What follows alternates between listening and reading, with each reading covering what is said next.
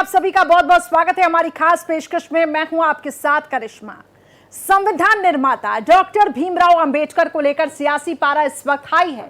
देश को संविधान की सौगात देने वाले डॉक्टर अंबेडकर के नाम पर उठे विवाद के बीच अब संसद से लेकर सड़क तक सियासी अखाड़ा बन गया है।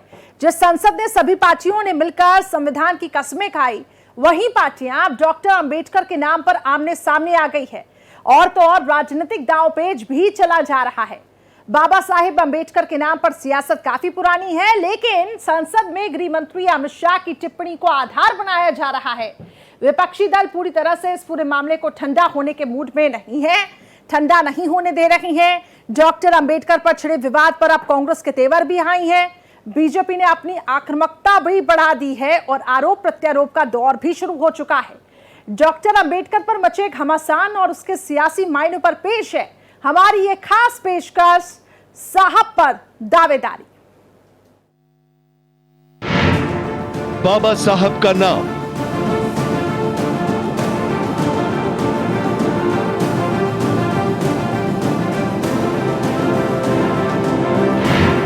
अपमान वर्सेस सम्मान।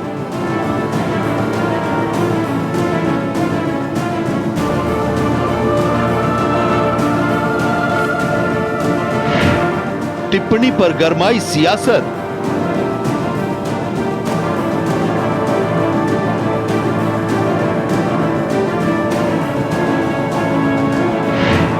मचा सियासी घमासान।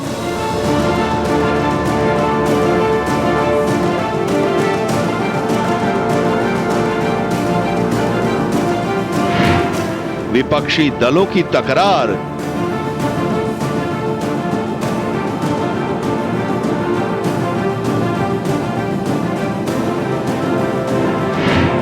पीएम मोदी का पलटवार।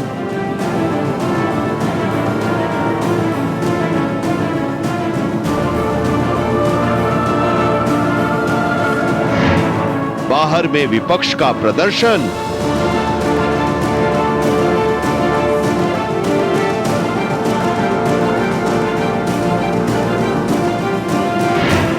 गृह मंत्री शाह का करारा जवाब। तो गृह मंत्री अमित शाह की टिप्पणी को विवादित बनाना विरोधी दलों के लिए भारी पड़ता जा रहा है। अब विपक्ष इस मामले में गृह मंत्री अमित शाह की आड़ में दरअसल बीजेपी पर दबाव बनाने की कोशिशों में है। गृह मंत्री शाह के इस्तीफे की मांग की जा रही है, लेकिन बीजेपी ने विपक्षी दलों के आरोप को खारिज भी करते हुए यह साफ कर दिया है कि कांग्रेस का डॉक्टर अंबेडकर के प्रति प्रेम महज दिखावा है और कांग्रेस के शासनकाल में उनके साथ भेदभाव किया जा रहा है। गृहमंत्री शाह के साथ प्रधानमंत्री मोदी भी अब इस मुद्दे पर कांग्रेस को उसका आईना दिखा रही हैं। तथ्यों का हवाला दिया जा रहा है। बीजेपी ने कांग्रेस की पोल खोल दी है। इस रिपोर्ट में देखिए। सरकार और विपक्ष में ठनी। मान्यवर, अभी एक फैशन होगा, अंबेडकर अंबेडकर अंबेडकर अंबेडकर अंबेडकर अंबेडकर। इतना नाम अगर भगवान का लेते हैं तो 7 जन्मों तक स्वर्ग दिखता था। संसद में संविधान निर्माता डॉक्टर भीमराव अंबेडकर पर गृह मंत्री अमित शाह की टिप्पणी पर मचा सियासी घमासान थमने का नाम नहीं ले रहा है। संसद में केंद्रीय गृह मंत्री अमित शाह के संविधान पर चर्चा के दौरान एक लंबे भाषण के छोटे से अंश को लेकर ऐसा हंगामा हुआ कि संसद की कार्यवाही स्थगित करनी पड़ी। विपक्ष ने गृह मंत्री अमित शाह पर अंबेडकर के अपमान का आरोप लगाते हुए विरोध में संसद से लेकर सड़क तक सरकार के खिलाफ मोर्चा खोल दिया है। डॉक्टर अंबेडकर के सम्मान वर्सेस अपमान के मुद्दे पर बीजेपी ने भी अपना मोर्चा खोल दिया है। बीजेपी ने भी कांग्रेस पर बाबा साहब का अपमान करने का आरोप लगाते हुए प्रदर्शन का ऐलान किया है। विपक्ष के हमलों के बीच बीजेपी समेत एनडीए के दल कांग्रेस पर पलटवार कर रहे हैं। अंबेडकर पर विपक्षी हमले को देखते हुए गृह मंत्री अमित शाह ने बाकायदा प्रेस कॉन्फ्रेंस करके कांग्रेस को कटघरे में खड़ा किया है। उन्होंने कहा कि मेरे बयान को तोड़ मरोड़ कर पेश किया गया। पहले उन्होंने पीएम मोदी के भी एडिटेड बयानों को सार्वजनिक किया। चुनाव जब चल रहा था तब मेरे बयानों को एआई से एडिट किया गया। उन्होंने कहा कि जिन्होंने जीवन भर बाबा साहब का अपमान किया, उनके सिद्धांतों को दरकिनार किया, सत्ता में रहते हुए बाबा साहब को भारत रत्न नहीं मिलने दिया, आरक्षण के सिद्धांतों की धज्जियां उड़ाई, वे लोग उनके नाम पर भ्रांति फैलाना चाहते हैं। गृह मंत्री अमित शाह ने भारत एक्सप्रेस के सवालों का भी जवाब दिया। सुमन शर्मा से आज एक बहुत आश्चर्यजनक बात ये हुई कि लोग कभी कहते थे कि संविधान को नहीं मानता, मैं एनार्किस्ट हूँ, ये जनता ने संविधान के लिए नहीं अरविंद केजरीवाल को वोट दिया है, वो भी आपकी आलोचना कर रहे थे और कह रहे थे कि बाबा साहब भीमराव अम्बेडकर का बड़ा। चलो कम से कम मेरे कारण अरविंद केजरीवाल जी संविधान का और बाबा साहब का सम्मान करने लगे, वो आनंद का विषय है। अनेक उदाहरणों के साथ जनता के सामने विषय रखे और उसमें वो तय हो गया कि कांग्रेस पार्टी अंबेडकर जी विरोधी पार्टी है, कांग्रेस पार्टी आरक्षण विरोधी पार्टी है, कांग्रेस पार्टी संविधान विरोधी पार्टी है, कांग्रेस पार्टी ने सावरकर जी का भी अपमान किया, कांग्रेस पार्टी ने आपातकाल डालकर संविधान के सारे मूल्यों की धज्जियां उड़ा दी, नारी सम्मान को भी सालों तक दरकिनार किया, न्यायपालिका का हमेशा अपमान किया, सेना के शहीदों का अपमान किया और भारत की भूमि तक को संविधान तोड़कर विदेशी देशों को देने की हिमाकत कांग्रेस पार्टी के शासन में हुई। डॉक्टर अंबेडकर पर मचे बवाल पर प्रधानमंत्री नरेंद्र मोदी ने भी कांग्रेस का कच्चा चिट्ठा खोलकर रख दिया है। पीएम मोदी ने अपने सोशल मीडिया प्लेटफॉर्म एक्स पर लिखा है कि भारत के लोगों ने बार बार देखा है कि कैसे एक वंश के नेतृत्व वाली एक पार्टी ने डॉक्टर अंबेडकर की विरासत को मिटाने और SC/ST समुदायों को अपमानित करने के लिए हर संभव गंदी चाल चली है। कांग्रेस ने 2 बार बाबा साहब को चुनाव में हराने की चाल चली। पंडित नेहरू ने उनके खिलाफ प्रचार किया और उनकी हार को प्रतिष्ठा का मुद्दा बना लिया। उन्हें भारत रत्न देने से इनकार कर दिया था। कांग्रेस ने उनकी तस्वीर को संसद के सेंट्रल हॉल में गौरव का स्थान देने से इनकार किया। अमित शाह जी का बयान आता है और हम पहले से कह रहे हैं कि जो बीजेपी आरएसएस की सोच है, एंटी कॉन्स्टिट्यूशनल सोच है, एंटी अंबेडकर जी की सोच है और जो अंबेडकर जी की मेमोरी है, जो उनका कंट्रीब्यूशन है, उसको ये लोग मिटाना चाहते हैं, खत्म करना चाहते हैं। और डायरेक्टली इनके मंत्री ने, होम मिनिस्टर ने डायरेक्टली सबके सामने जो उनका माइंडसेट है वो सबके सामने उन्होंने दिखा दिया। हमने कहा कि अपॉलॉजी होनी चाहिए और उनको रिजाइन करना चाहिए, नहीं किया। और आज फिर से इन्होंने एक नया डिस्ट्रैक्शन शुरू किया है। हम अंबेडकर जी की स्टैचू से सारे एमपी शांति से पार्लियामेंट हाउस जा रहे थे। पार्लियामेंट हाउस के सीढ़ियों पे बीजेपी के एमपी लकड़ियां लिए हमारे सामने खड़े होते हैं, हमें अंदर नहीं जाने देते हैं और उसके बाद अब ये थोड़ा सा अपना फिर से डिस्ट्रैक्शन करने की कोशिश कर रहे हैं। तो देखिए, संविधान के नाम पर कांग्रेस के नेतृत्व वाले इंडिया गठबंधन लोकसभा चुनाव में अप्रत्याशित सीटें हासिल करने में सफल रहा है, लेकिन उसकी वोट बैंक की सियासत विधानसभा चुनावों तक आते आते अपना असर खो बैठी है। संविधान को मुद्दा बनाती है कांग्रेस को बीजेपी ने आपातकाल के 50 साल पूरे होने के कार्यक्रम में घेर दिया। अब उसे घेरकर उसे संविधान विरोधी करार देने की कोशिश भी की है। आपातकाल पर संसद में निंदा प्रस्ताव भी लाया गया और इससे कांग्रेस को अच्छा खासा नुकसान हुआ। यही वजह है कि कांग्रेस अंबेडकर के नाम पर अपनी सियासी जमीन को फिर से मजबूत करना चाहती है, इन कोशिशों में लगी हुई है। डॉक्टर अंबेडकर के मुद्दे पर सियासी गर्माहट इस कदर बड़ी है कि संसद में धक्का मुक्की तक हो जाती है। देखिए, टिप्पणी से गरमाई सियासत। संसद के वर्तमान शीतकालीन सत्र के दौरान पक्ष और विपक्ष के बीच जोरदार आरोप प्रत्यारोप हुए हैं। यह सिलसिला जारी है।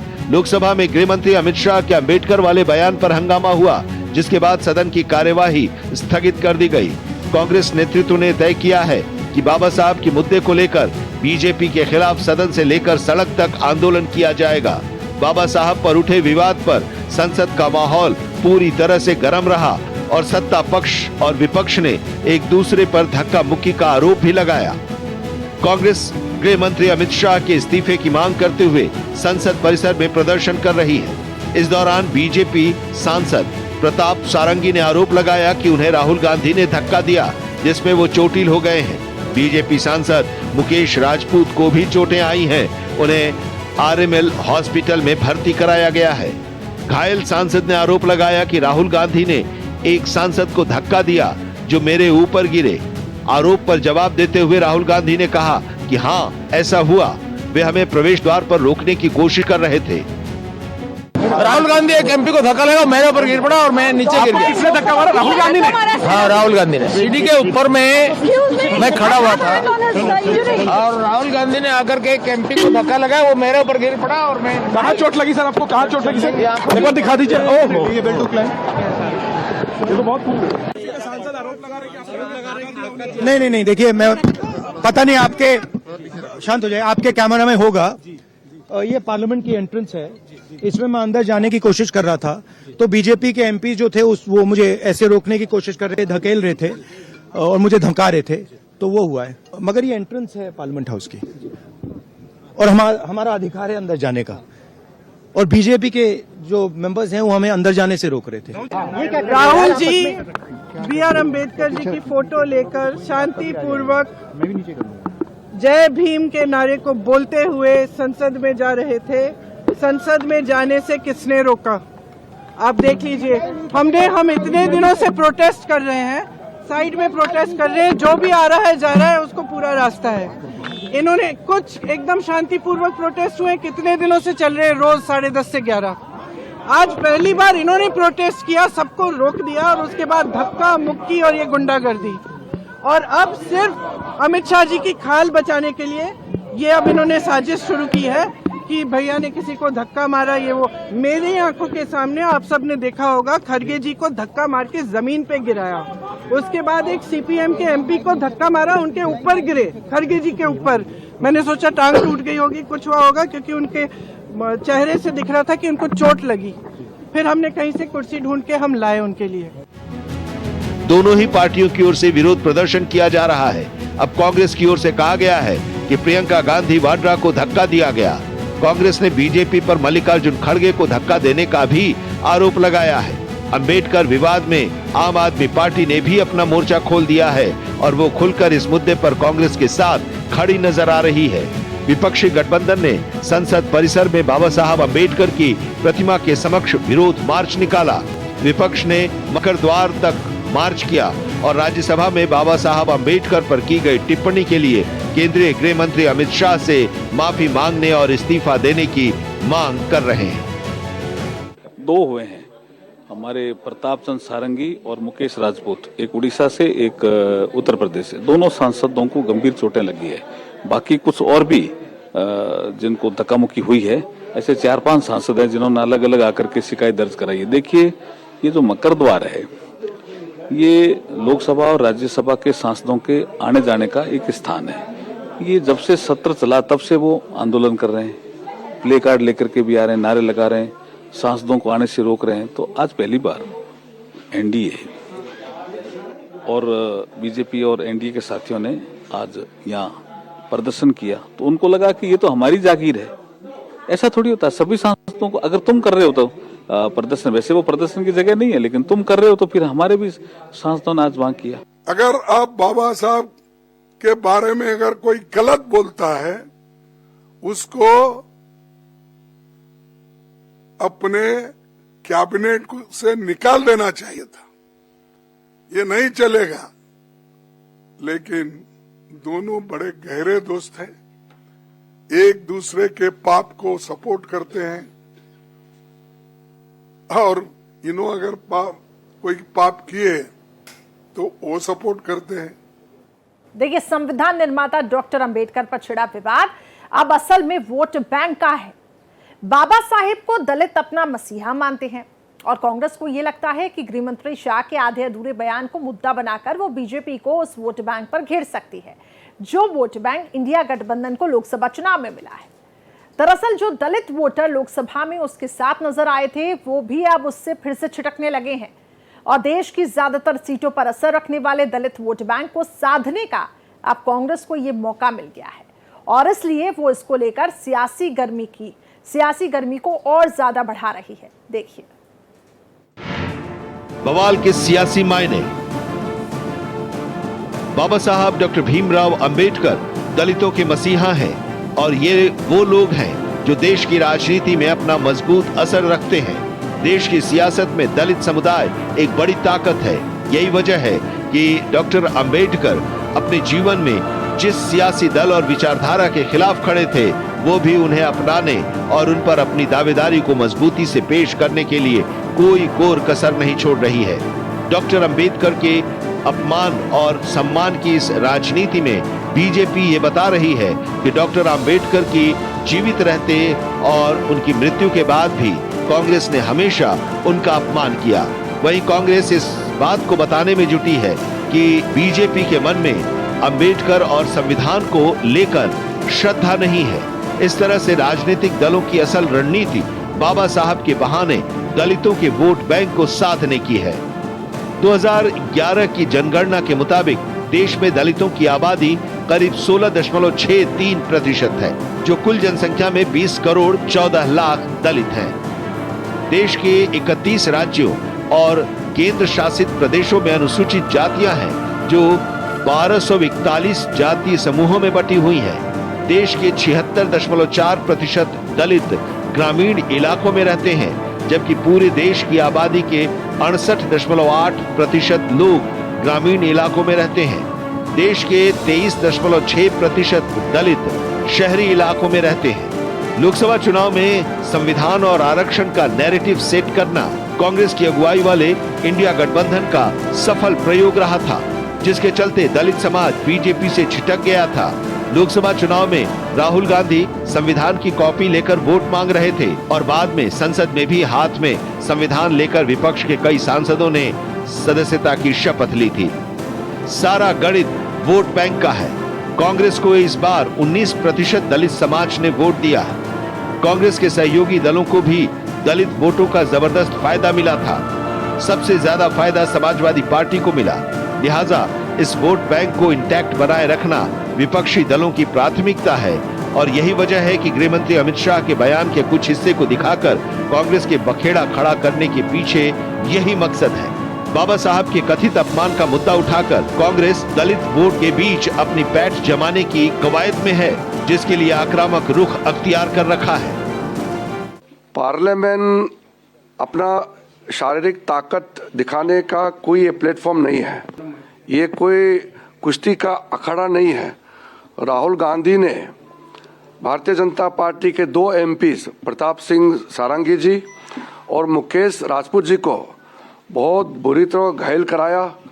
जोर से धक्का दे करके खून निकलने तक, सर पे चोट आने तक राहुल गांधी जी ने जो फिजिकल असॉल्ट किया है, धक्का मुक्की जो किया है, मैं सबसे पहले उसको खंडन करना चाहता हूँ। आज़ादी के समय से लेकर के अभी तक जो अपमानित करने का सिलसिला जारी रखा और फिर झूठ बोल करके पार्लियामेंट और पार्लियामेंट के बाहर अमित शाह जी का पूरा भाषण का छोटा सा 10-12 सेकंड क्लिप दिखा करके जो भ्रमित करने का कोशिश किया, उसका खिलाफ एनडीए एमपीज का प्रदर्शन चल रहा था।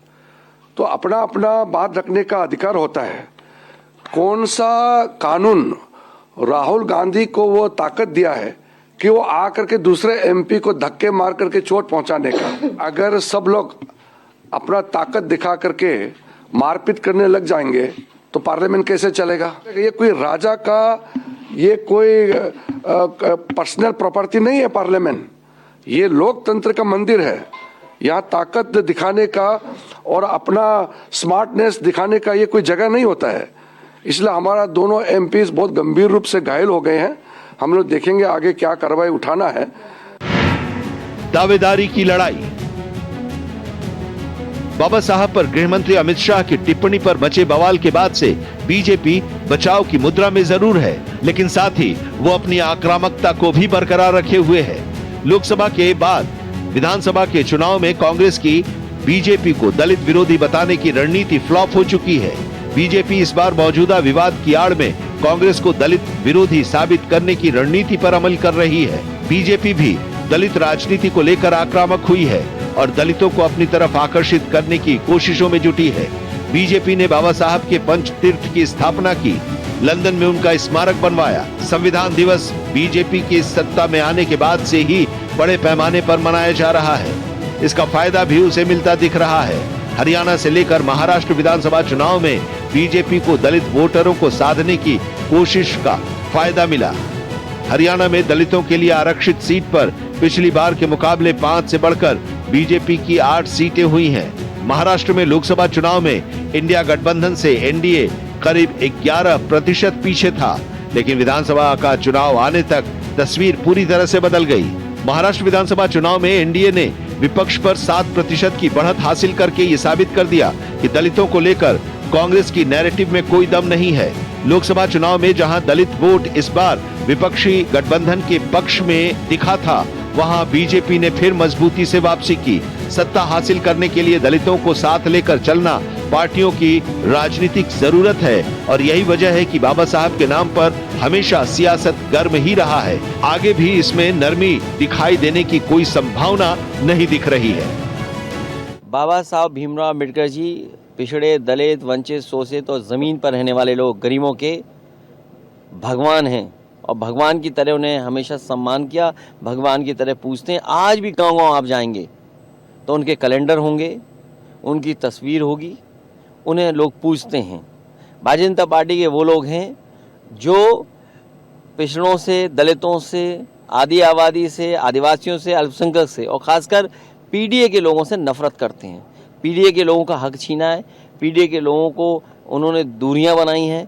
पीडीए के लोग ही भगवान मानते हैं बाबा साहब अम्बेडकर जी। मैं विधायकों को धन्यवाद देता हूं कि बाबा साहब के सम्मान में वो इस तरह निकले।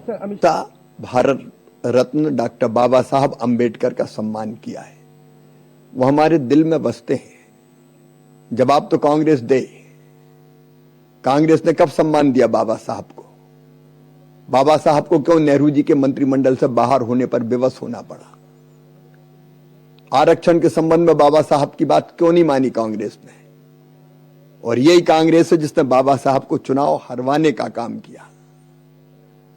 बाबा साहब हमारे लिए संविधान निर्माता के नाते एक युग पुरुष है, लेकिन कांग्रेस ने हमेशा उनको अपमानित करने का पाप किया है और आज घड़ियाली आंसू बहा रही है।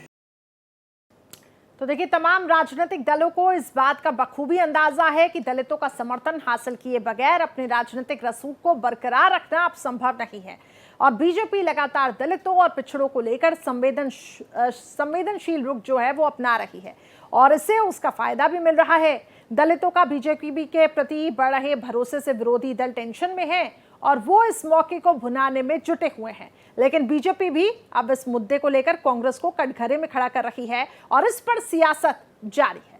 तो हमारी खास पेशकश में फिलहाल इतना ही। खबरें लगातार जारी रहेंगी, आप देखते रहिए भारत एक्सप्रेस।